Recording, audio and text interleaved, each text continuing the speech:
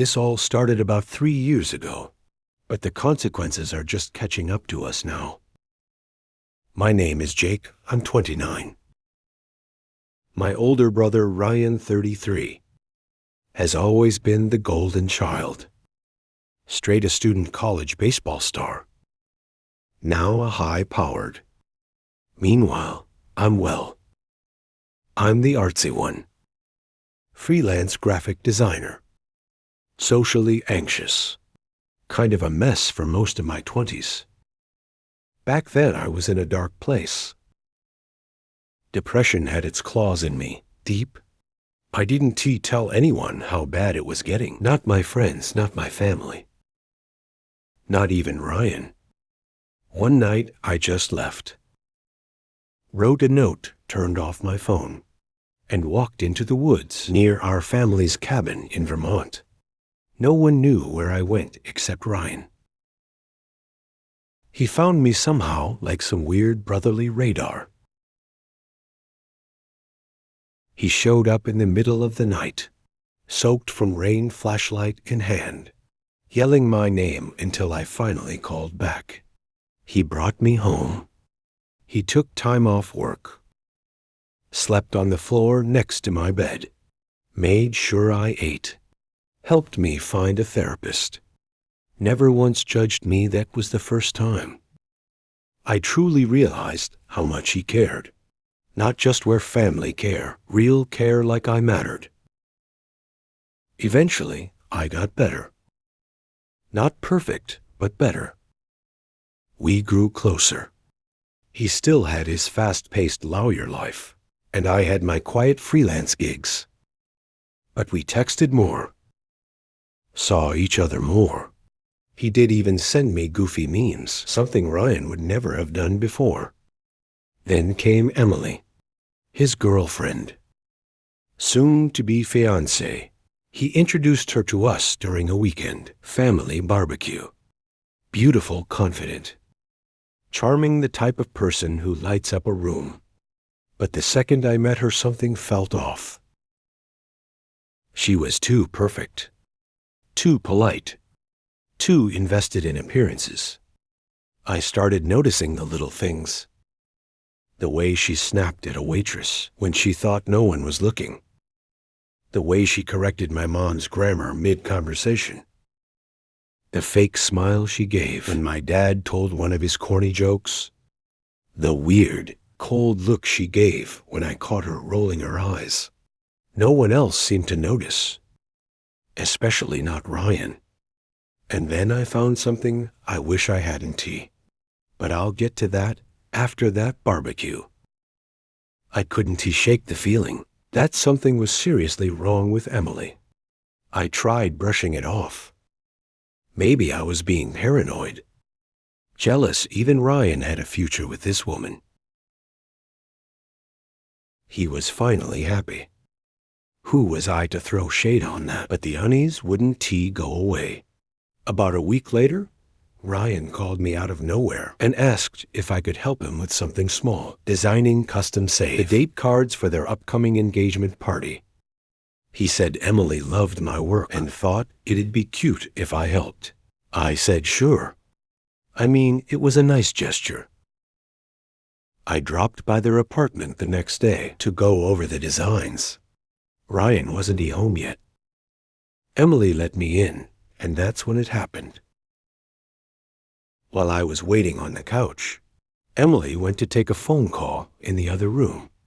I heard her laugh, not just a normal laugh, that flirty, high-pitched, performative laugh. Then she said a name I didn't recognize. Stop it, Trey.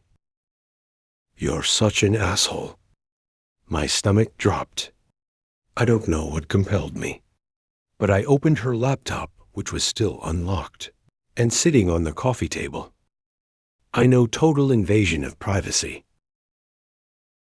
But something inside me, call it gut instinct. She sent me a letter. Real paper. No return address. Typewritten. Slipped under the door of my apartment like some relic from a Hitchcock movie. I almost didn't open it. but curiosity wins. It read, "You think you won, but you'll always be the broken one." Call it trauma, knew something was wrong. And when they get bored of your redemption They'll remember story, your breakdowns, not your bravery. The world loves a villain. And guess what you made yourself one? No threats. No ask. Just a knife shaped like a poem. I stared at it for a long time. Then I burned it right there on my stove. What I found screenshots. Because she doesn't get to write the ending. I do. A year passed, and I rebuilt my design agency slowly. Brick by brick.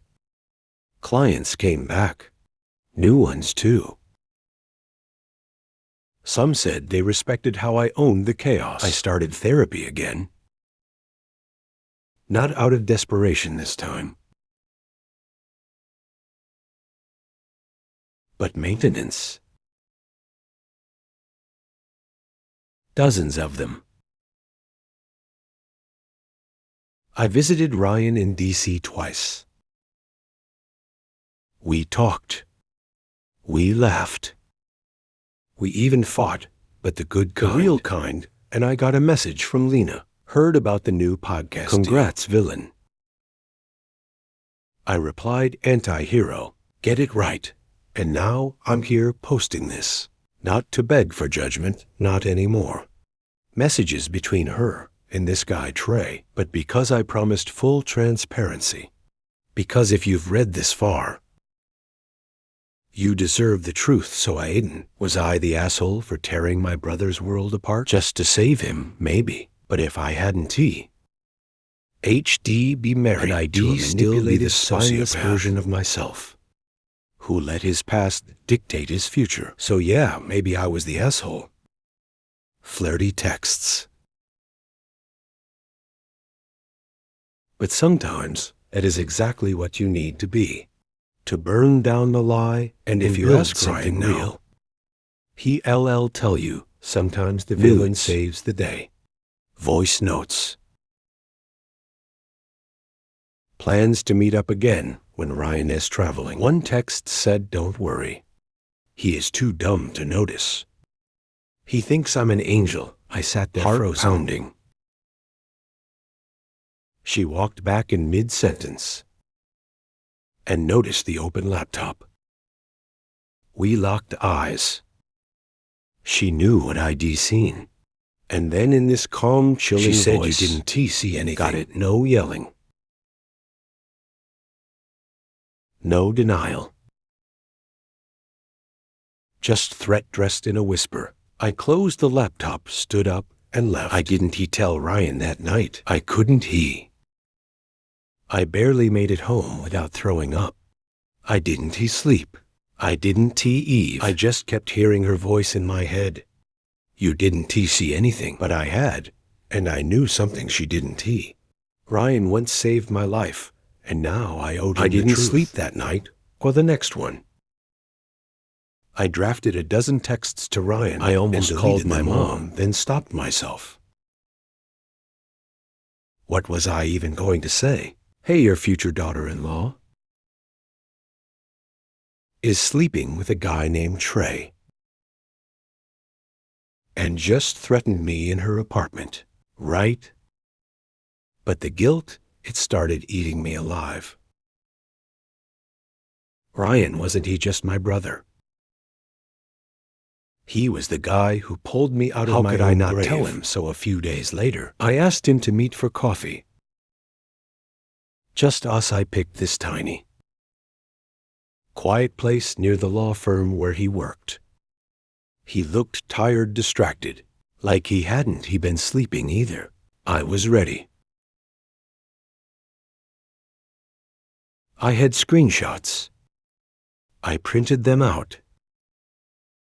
Because I didn't trust myself to say it out loud. But when I reached into my bag, he put a hand on mine and said, "Jake, I'm so glad you're here. I need to tell you something." But it wasn't a happy smile. It was the kind people wear When something is about to hurt, Emily is pregnant. Everything stopped.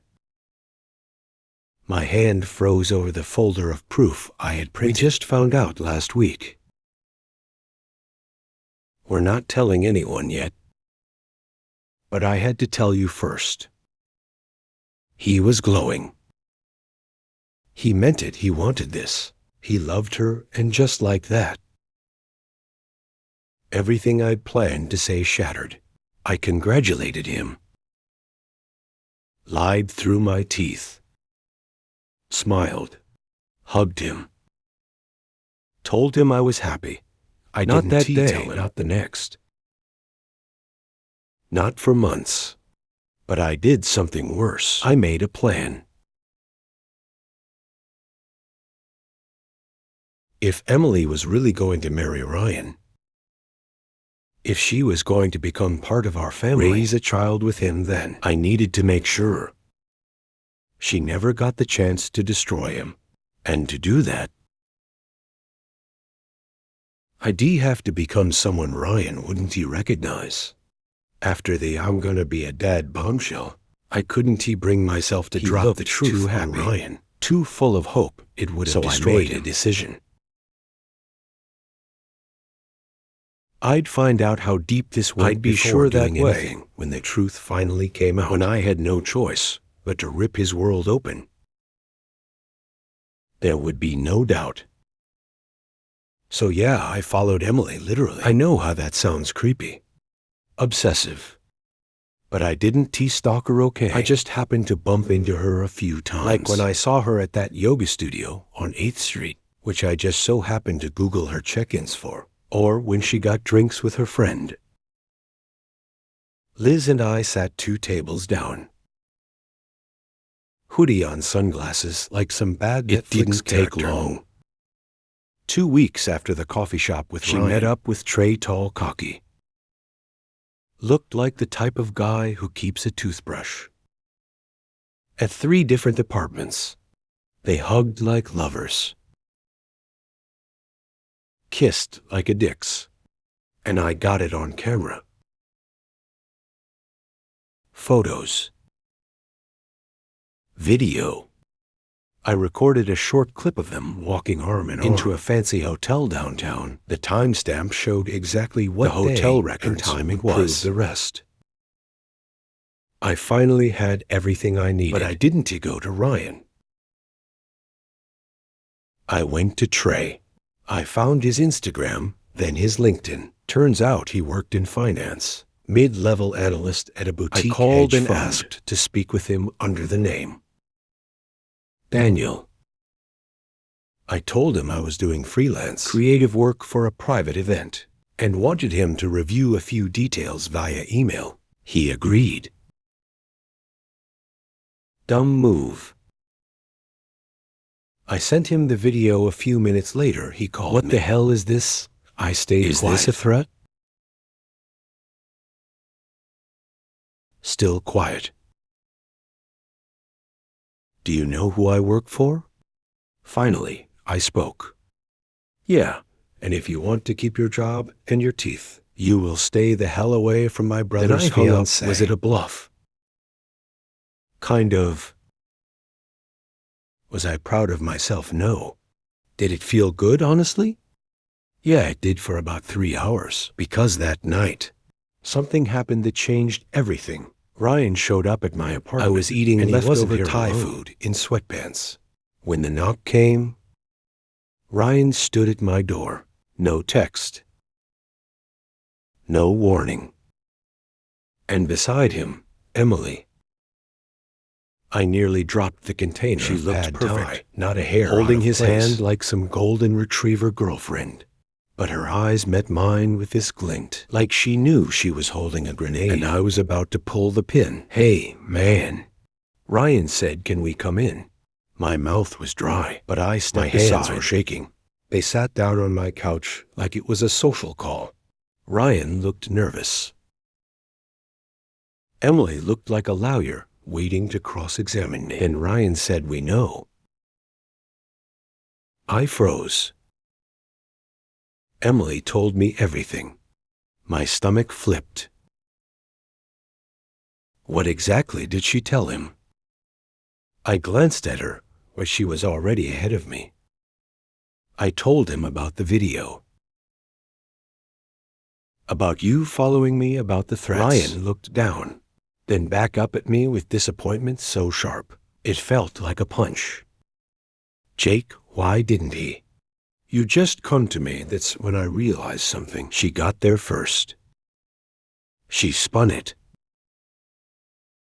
She made it look like I was some obsessive little brother jealous of her spying, harassing her, threatening her lover. That I was the one who broke boundaries. And the worst part, it worked. She said you threatened a guy. Ryan said quieter now that you tracked her. Recorded her like some stalker. I could barely breathe. I wanted to scream, throw the folder of screenshots at him, show him the truth. But Emily turned to me and said sweetly, press charges. We just want peace. Right, Jake? She was smiling. And Ryan, my brother, the guy who once pulled me out of a forest when I didn't, he wanted to live. He sat there, and didn't he defend me? Didn't he say a word? That was the moment I knew. Emily wasn't he just cheating. She was playing chess, and I had walked straight into her checkmate. But what she didn't he know, I was done playing by the rules.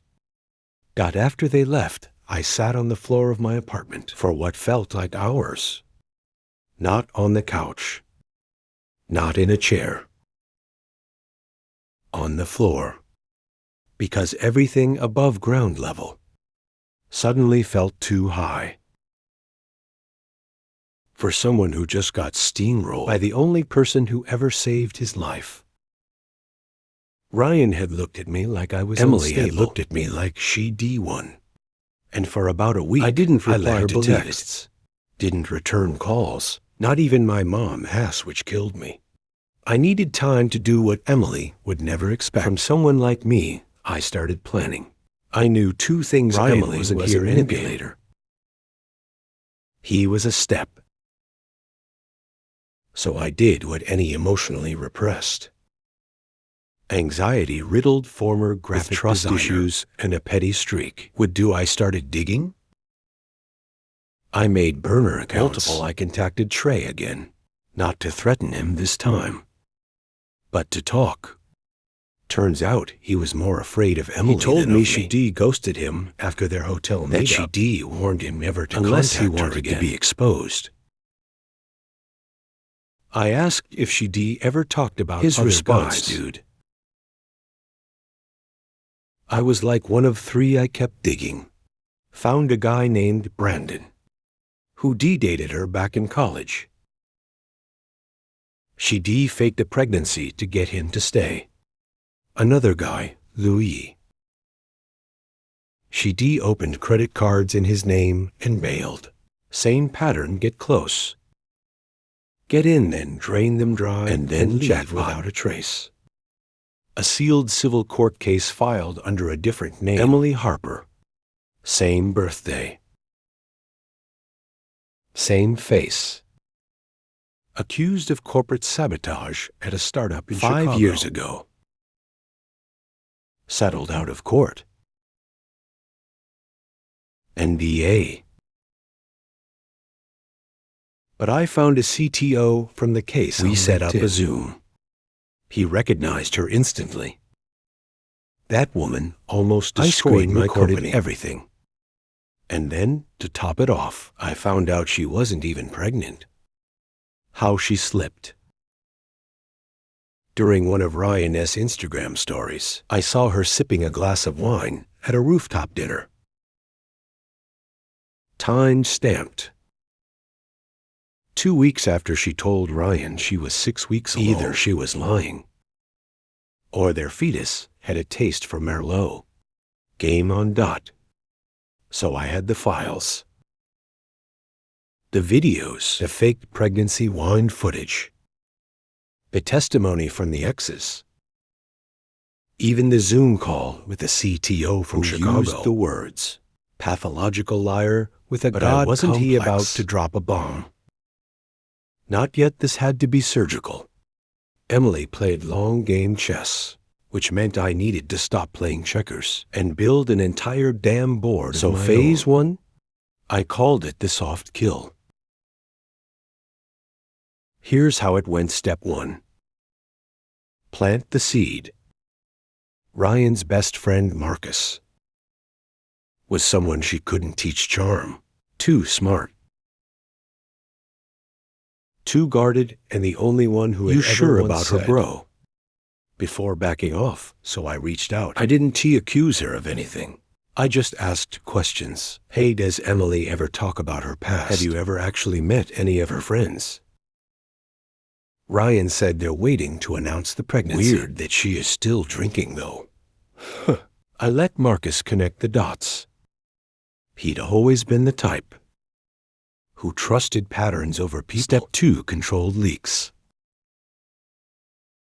I made a fake Reddit account and posted a story on our relationships. Changed names, dates, cities, but kept the core the same. My brother's fiancée faked a pregnancy, cheated on him, and threatened me to stay quiet.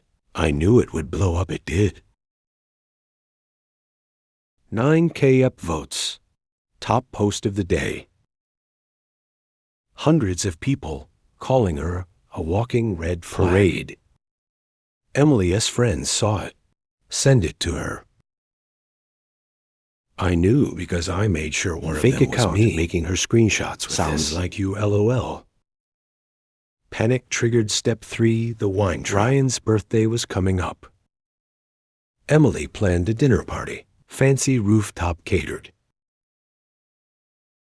Super curated because of course I knew the place. Did.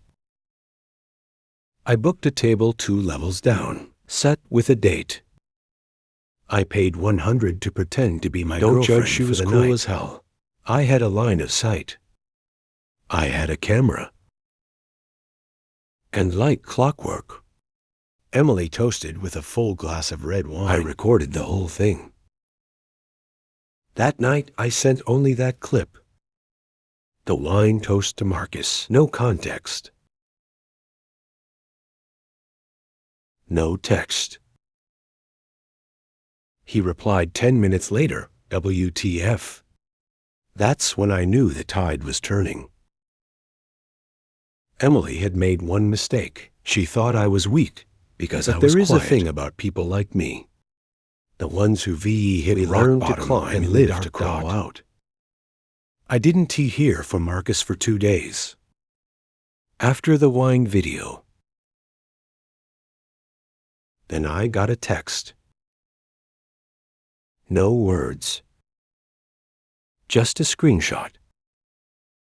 It was from a group chat, Bachelor Bash Vegas, the one Marcus and Ryan had been using to plan the bachelor party for next month. Marcus had posted the video there. Caption: someone explain this. Within 4 minutes, 3 people had responded with one I thought said she was pregnant.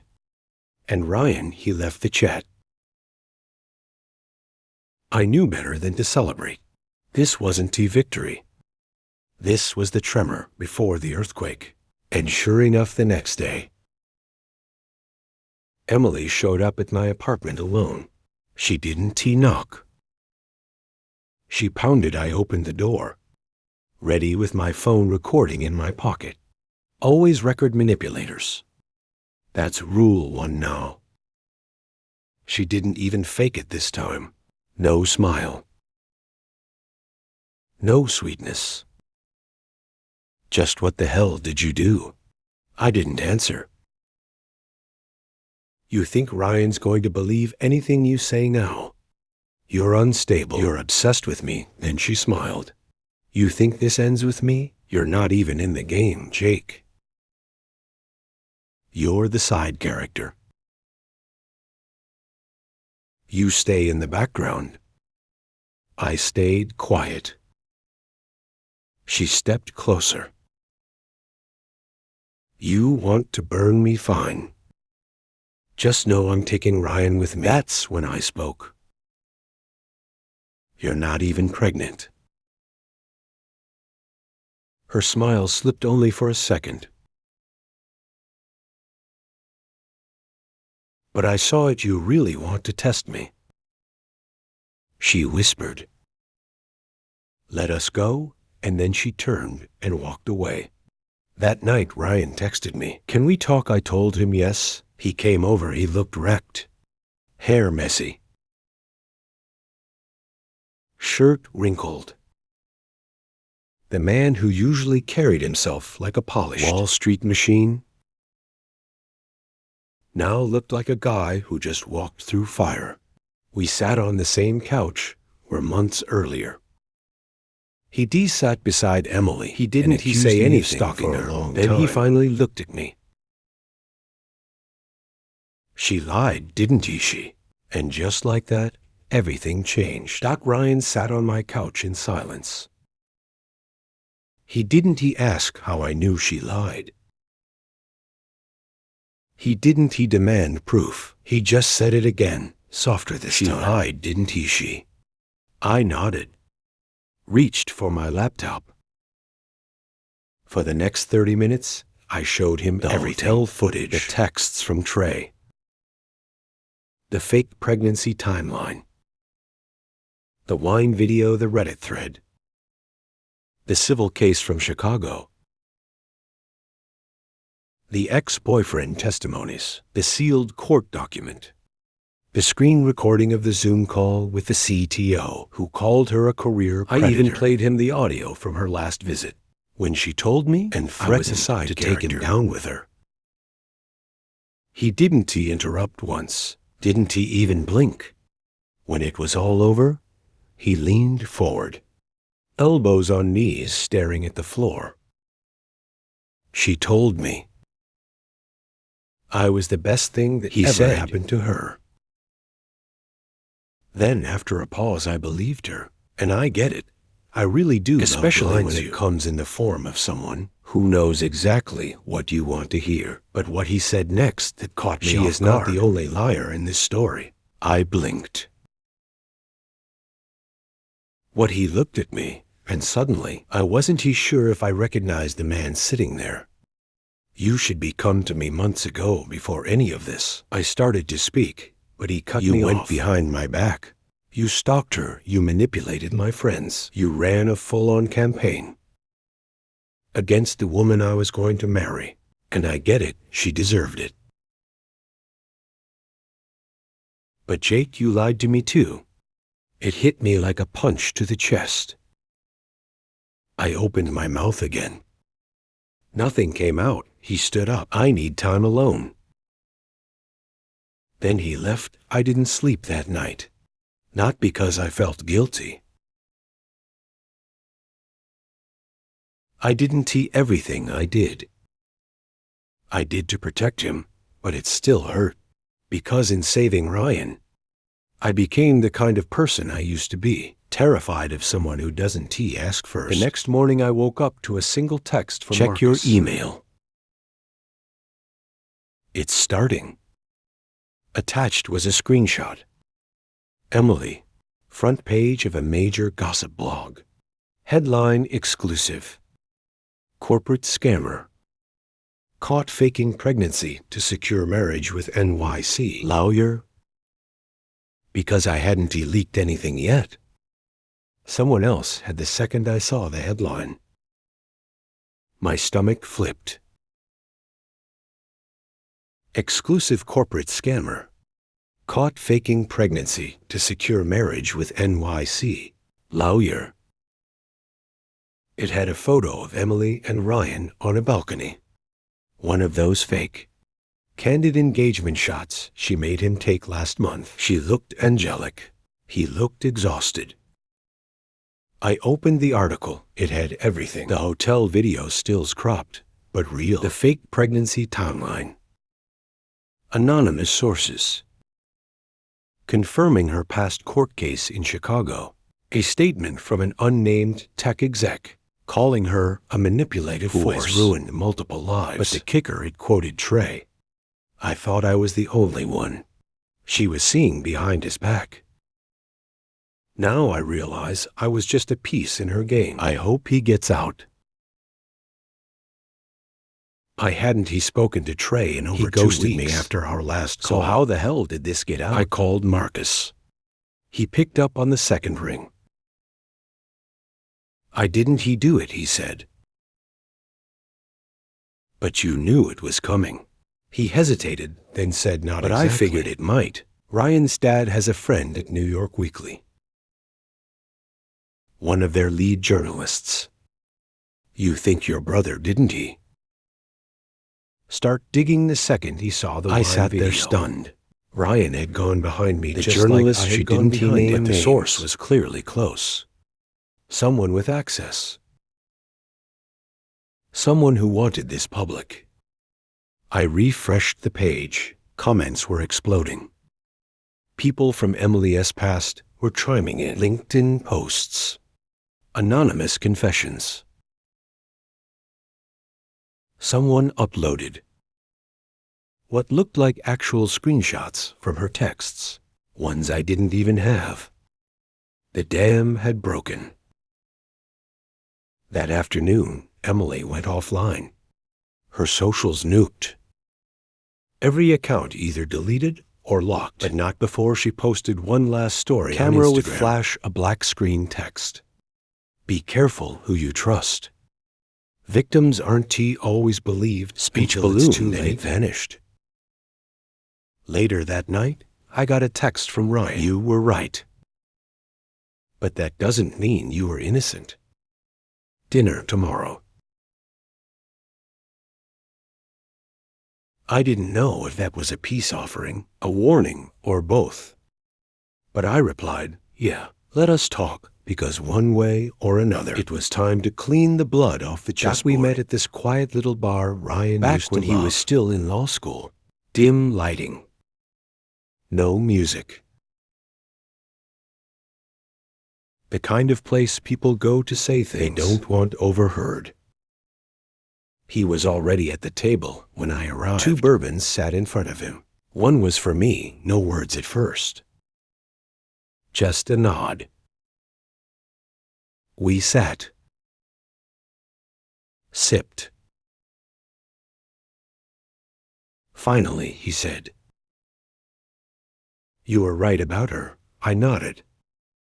No victory in it, no smugness. Just exhaustion. You know what scares me most? He asked. I didn't answer that. I knew something was off. I knew it, but I let it go. Because it felt good to finally be chosen. That hit hard. Too hard. Then he looked me in the eye. Really looked and said, but you weren't honest with me either. You wanted to protect me, I get it. But you also wanted to win. That was fair. Brutal, but fair. I opened my mouth to apologize again. But he held up a hand. Before you say anything, I need to tell you something, and you're not going to like it. He pulled out his phone, tapped a few times, then slid it across the table. It was a screenshot of an email chain from Emily to Ryan. Dated over 2 months ago. The subject line, if I go down. He goes down too. Inside the email allegations, claims I was emotionally unstable. Had threatened her. Screenshots of my texts out of context. A Dropbox link with the hotel footage she claimed was manipulated. Her final line, you want to save your brother, or I'll make him unhireable in the city. My chest went cold. She tried to blackmail you. He nodded. She wasn't even bluffing either. She made calls. sent things to my firm. HR got involved. Wait, what? You didn't just risk my relationship, you risked Jake. My career. I had to spend weeks cleaning this up. You don't even know how close I came to losing everything.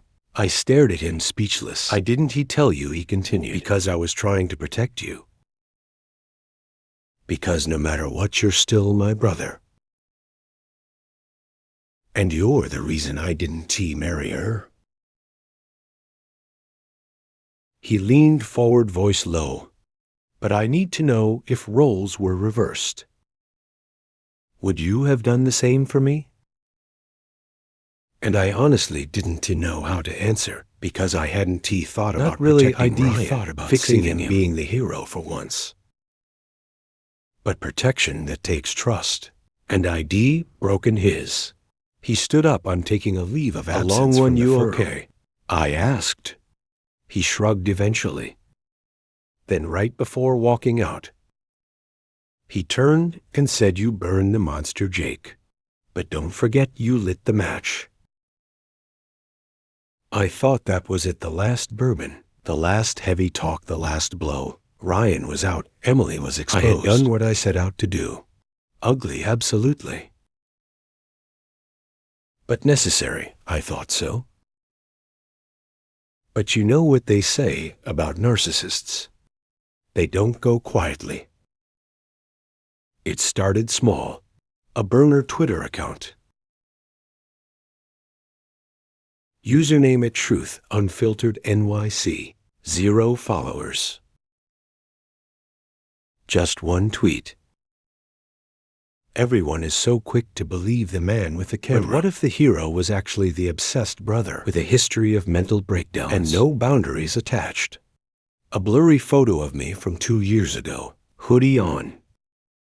Outside my therapist's office, staring. Didn't he think much of it? Trolls exist. Then another post and another. Each one more detailed. Each one painting me as the villain. Screenshots of texts I'd sent out, photos of me in public, looking twitchy, zoned out. A clip of me from 3 years ago, breaking down in a parking garage, crying and shaking, caught on a random bystander's phone. They were old wounds, personal, private, weaponized. The tweets didn't get traction at first, until Emily herself shared one from her new account. With a single caption, I stayed silent, but no more. Then came the Medium post. A 4,000-word survivor essay titled, What It's Like to Be Silenced by a Broken Man. Poetry. Slick. Measured. So full of fake empathy, it almost sounded real. She told her side. Claimed she was harassed, gaslit, manipulated. That she faked the pregnancy because she was scared to lose Ryan. The only stable male in her life. That I had been obsessed with her from the start. That Ryan's friends had pressured her to stay silent. That the cheating claims were manufactured by a jealous sibling with mental health issues and a vendetta. The piece went viral. 50,000 shares in 24 hours. The top comment, I hope Jake rots. Second one, this is why men's mental health is terrifying. I wish I could say I didn't care. Because overnight, I went from whistleblower to monster. I worked with pulled contracts. 2 clients paused our projects indefinitely. 1 friend blocked me entirely. My inbox filled with hate. Stuff I thought I'd buried was being dragged and carved up for content. And Ryan, didn't he call? Didn't he text? He disappeared. So did Marcus. So did everyone. I wasn't just canceled. I was alone 3 days after the Medium post dropped. Didn't he leave my apartment? Didn't he eat much? Didn't he sleep? Didn't he talk my inbox was a war zone? My socials were useless. My work pipeline bed. I was exactly where I had been 3 years ago. Spiraling. Invisible, except now I wasn't. He just I was surviving my mind. I kept telling myself, you did the right thing. But the world doesn't he care about right. The world cares about optics, and she had the optics locked. Until someone knocked on my door. I didn't he expect her. Lena. Ryan SX. The one he dated before Emily. 3 years together. Broke up mutually according to Ryan. Lena was quiet, brilliant, and allergic to drama. Or so I thought. She stood in my doorway in a denim jacket and combat boots. I believe said. I stared at her, and I think I can help you prove it. We talked for hours. She hadn't even spoken to Ryan in over a year. Not since the first time he mentioned. Emily said she got a weird vibe watching and walked away quietly. She'd seen the Reddit thread, the blog post. The fallout. You weren't wrong. She said you just underestimated how far she'd go. Then she pulled out a flash drive. I blinked. What is that? Receipts, she said. And your reset button? Inside screenshots from a private Facebook Emily group used under a fake name. Boasting. About how she could spin any story into sympathy. A voice memo. Emily once left Lena's roommate during a drunken party, bragging about how easy Ryan was to lock down. A folder of audio clips from a guy named Another Anthony, ex, who described in graphic detail how she framed him for harassment to get out of a lease. And finally, a screen recording rehearsing of the Medium post on her iPhone, reading it aloud in different tones, practicing crying, repeating lines. That's not weepy enough. Try slower, make it sound more broken. It was damning. But the question was, what now? Posting it online would look like retaliation. No one trusts the second voice. Not when the first got the head start. What do? I asked. Lena looked me dead in the eye. You don't post it. You give it to someone who still believes the truth matters. That night I sent everything. Everything to one person, the same journalist who ran the original piece on Emily. No burner emails. No fake names. Just the truth with one line. If you're still interested in justice, here's your story. The article dropped at a.m. on a Tuesday. Headline: Exposed how a viral victim story was built on lies. New evidence reveals staged abuse narrative. Front and center, Estelle framed from the voice memo. Crying for her Medium essay. Quote under it, try slower, make it sound more broken. The article was brutal. It didn't he just dismantle her version of the story. The screenshots of her manipulation groups, the audio from Anthony Linus, my recordings, the ones Emily said, the timeline of everything she fabricated, including an update from the Chicago tech company confirming she had used 2 different job applications. The journalist didn't hold back this time, and the public, they turned on her fast. Within hours, Emily's name was trending, this time with words like con artist, pathological, and chameleon attached. Her Medium essay was pulled, her new accounts deleted. Brands that had signal boosted her survivor story posted public apologies. One even donated to a mental health charity with a statement that read, "We stand with truth and those who live with real trauma." I didn't celebrate. I didn't go online. I sat in the dark on the same floor where I used to cry, in silence and just breathed. until I heard a knock. I didn't move. Then another knock and a voice. "Jake, it's me, Ryan." He looked tired but clear. There was something in his eyes that, hadn't he been there in months' clarity? He sat down without asking. No bourbon this time. Just silence. Then I read the article. I nodded. He pulled out his phone, showed me a message from Emily. One she sent him 2 weeks ago. "You always choose him." Blew up. "Just remember who taught him how to lie." Ryan scrolled down to another message his firm? From HR. "After careful review, your record is clear. No action will be taken." He put the phone down. I almost lost everything because I didn't trust my instincts. "I almost lost you," I said. He nodded. "You didn't. He ruined my life, Jake. You saved it." Then he looked at me, not with pity or resentment or judgment, with something else. Pride. And then he said something I never thought I'd hear. "I got an offer. Different firm. New city. DC. I'm thinking of taking it." "Wow," I said. "That is huge." "Yeah, but before I do, there is something I need to do first." I waited. He took out a folder, handed it to me. Inside, an official document, signed, notarized. "Power of attorney, temporary transfer. I need time away to rebuild, and I want you to handle the family trust. While I'm gone, you're the only one I trust with it now." I looked up at him.